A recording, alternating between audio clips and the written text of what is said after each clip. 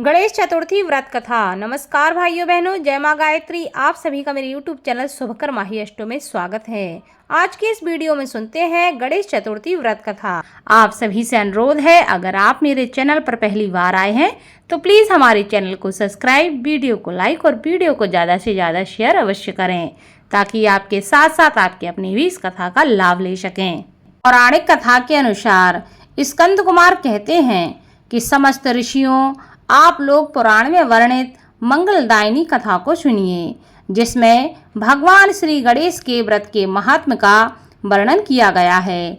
हे द्विजवरों, जिस समय पांडु पुत्रों को वनवास हुआ, वे सब धर्म परायण और भगवान कृष्ण की उपासना करते थे।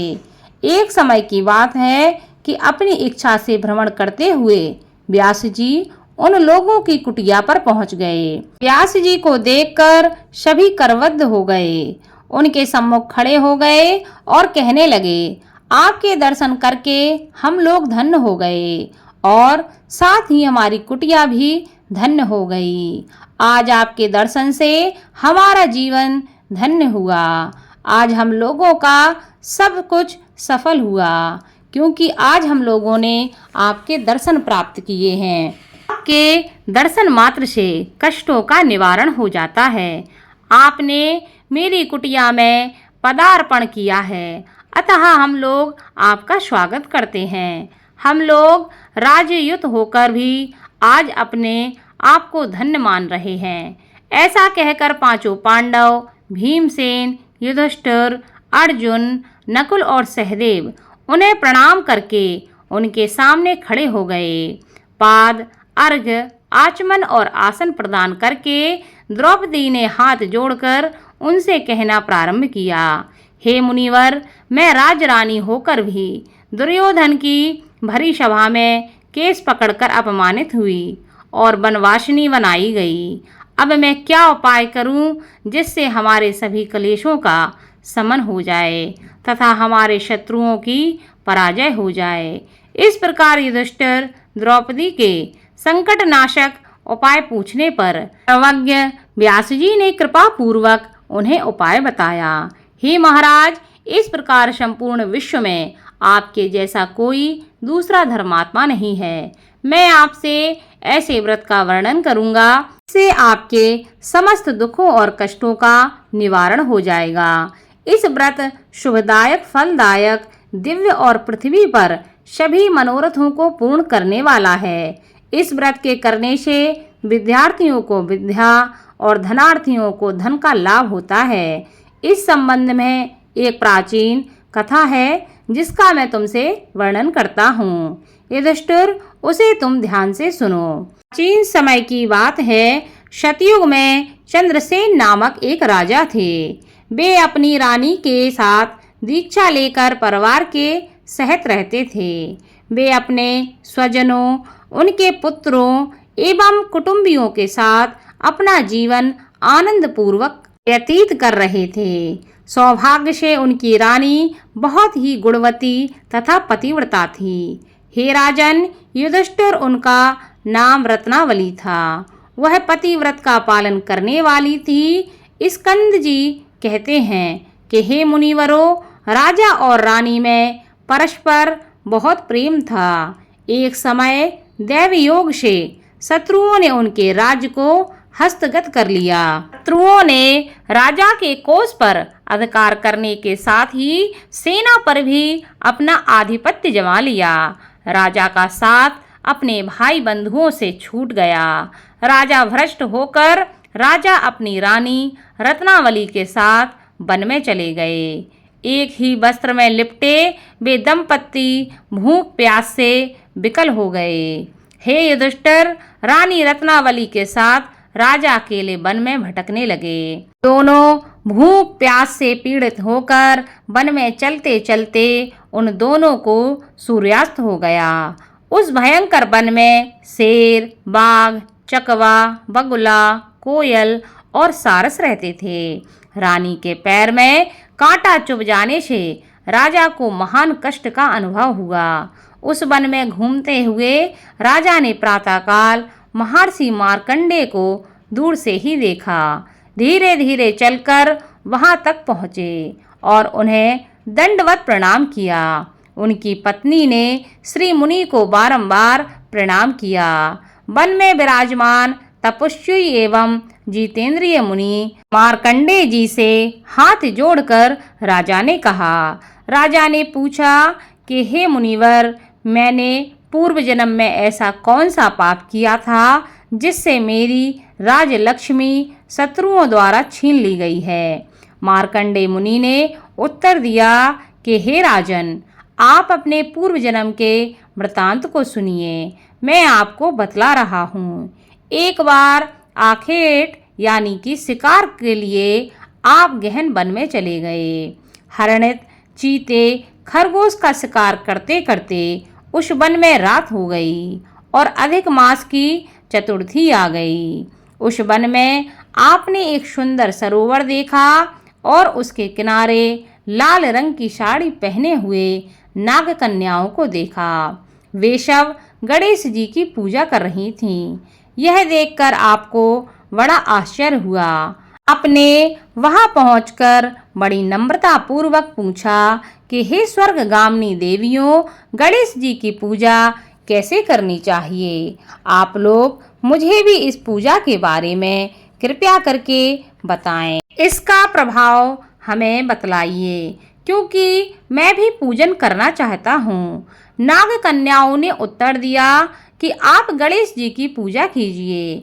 इससे समस्त सिद्धियां प्राप्त होती हैं और नित्य ही शांति, पुष्टि, सुख और संतान एवं धन में वृद्धि होती है। राजा ने महिलाओं से पूछा कि गणेश जी की पूजा किस महीने में और किस तिथि को करनी चाहिए? इसमें किस वस्तु का दान देना चाहिए? इस पूजन की क्या विधि है? आप लोग कृपया करके मुझे यह सब बताएं। नाग कन्याओं ने उत्तर दिया कि हे राजाधिराज, अधिक मास के कृष्ण पक्ष की चतुर्थी को चंद्रोदय होने पर विधि सहित विघ्न विनाशक गणेश जी की पूजा करनी चाहिए। अपनी सामर्थ्य के अनुसार भक्ति भाव से पूजन करें। गणेश जी को पंचामृत से नहलाकर लाल पुष्प चढ़ावें।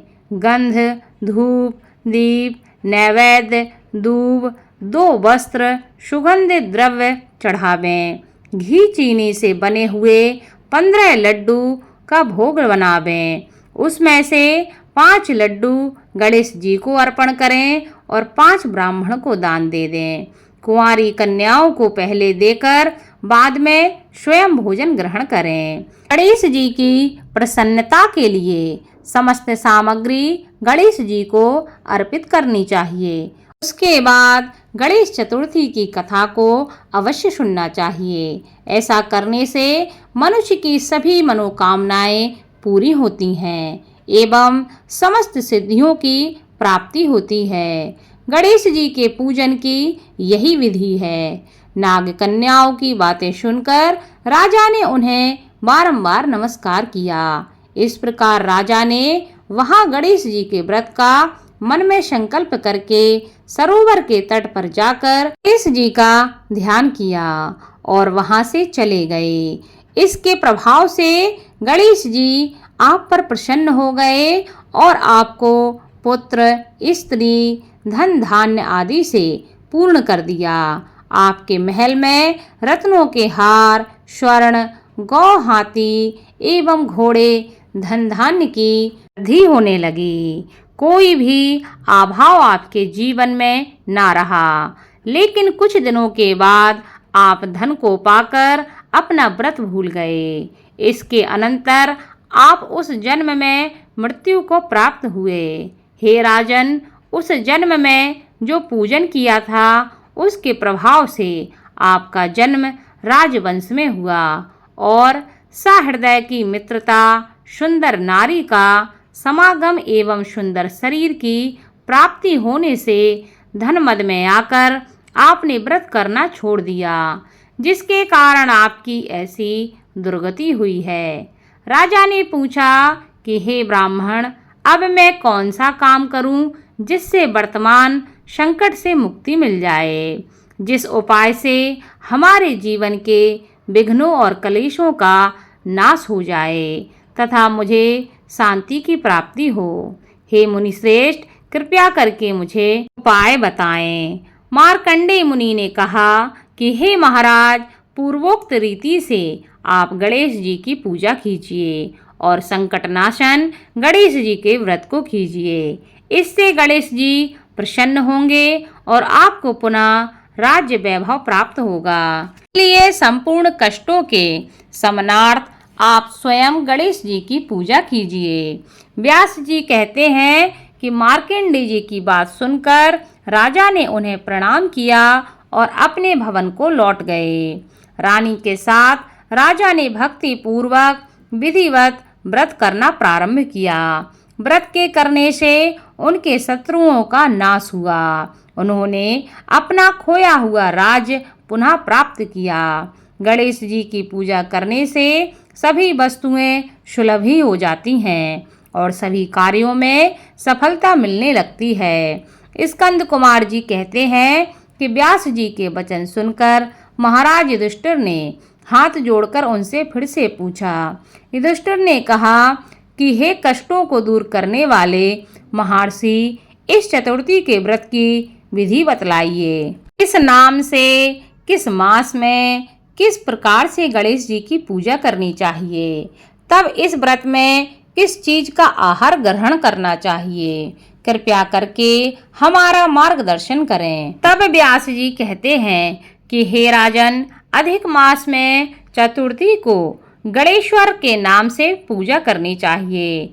लाल कनेर के फूल चढ़ाकर लड्डू आदि का भोग लगावें। लाल चंदन, रोली, अक्षत और दूब को एक एक नाम से अलग अलग चढ़ावें। तत्पश्चात विश्व प्रियाय नमः कहकर आचमन करें। ब्रह्मचारिणे नमः कहकर स्नान कराएं।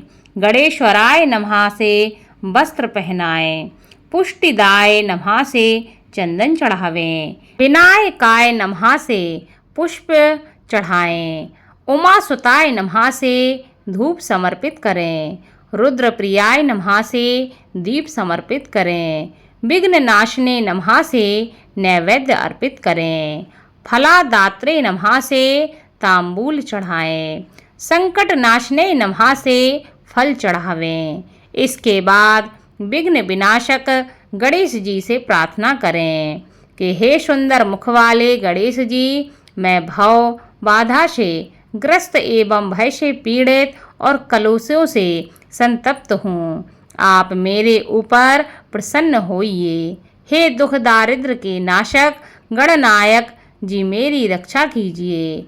हे विघ्नों के विनाशक, आपको बारंबार प्रणाम है। उसके बाद इस मंत्र से पुष्पांजलि देकर चंद्रमा को अर्घ देवें। हे क्षीर सागर ग्रह संभूत, हे द्विजराज, हे षोडश कलाओं के अधिपति, शंख में सफेद फूल, चंदन, जल, अक्षत और दक्षिणा लेकर हे रोहिणी सहित चंद्रमा, आप मेरे अर्घ को स्वीकार करें। मैं आपको प्रणाम करता हूँ। उसके बाद ब्राह्मण को भोजन करावें, लड्डू और दक्षिणा दें। देवता तथा ब्राह्मण से आशीर्वाद ग्रहण करें। अन्य द्वारा स्वयं आहार ग्रहण करें। रात्रि में भूमि पर शयन करें। लालच विहीन होकर क्रोध से दूर रहें। हर महीने गणेश जी की प्रसन्नता के लिए निम्न व्रत करें। इसके प्रभाव से विद्यार्थियों को विद्या, धनार्थियों को धन प्राप्ति होती है एवं कुमारी कन्याओं को सुशील वर की प्राप्ति होती है और सौभाग्यवती रहने वाली महिलाओं अगर यह व्रत करती हैं तो दीर्घ काल तक पति का सुख भोगती हैं। विधवा रहकर व्रत करने पर अगले जन्म में वह हमेशा सधवा होती हैं एवं ऐश्वर्यशालिनी बनकर पुत्र पौत्र आदि का सुख भोगती हैं और अंत में मोक्ष को प्राप्त करती हैं। पुत्रेक्षु को पुत्र लाभ एवं रोगी को रोग निवारण मिलता है। भयभीत व्यक्ति भय से रहित हो जाता है एवं बंधन में पड़ा हुआ व्यक्ति बंधन से मुक्त हो जाता है। व्यास जी कहते हैं कि हे राजन, इस प्रकार आप भी इस व्रत को कीजिए।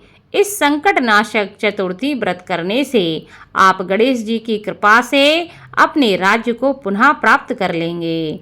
जो मनुष्य भक्ति भाव से इस मंगलदायिनी पौराणिक कथा को सुनता है या पढ़ता है, उन्हें परम सिद्धि, सुख, लोकोत्तर वैभव की उपलब्धि होती है। हे महाराज, आपके प्रश्न के अनुसार मैंने संपूर्ण मनोरथों को पूर्ण करने वाले इस संकट नाशक गणेश चतुर्थी का विवरण सुनकर राजा युधिष्ठिर ने इस व्रत को किया। इसके प्रभाव से उन्हें संपूर्ण शत्रुओं को रणभूमि में परास्त करके भारतवर्ष का राज्य अपने अधीन कर लिया। बोलो भगवान गणेश की जय।